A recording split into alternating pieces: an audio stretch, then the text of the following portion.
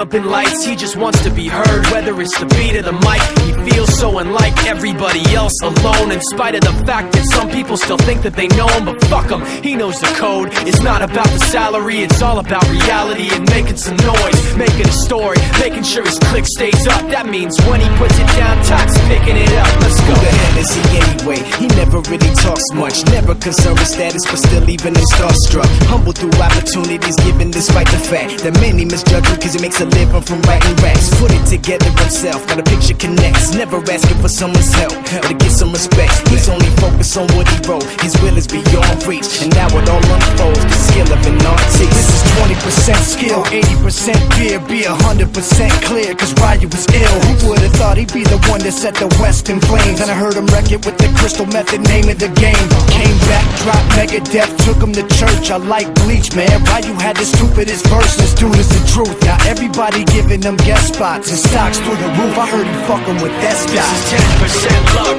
20% skill, 15% concentrated power of will.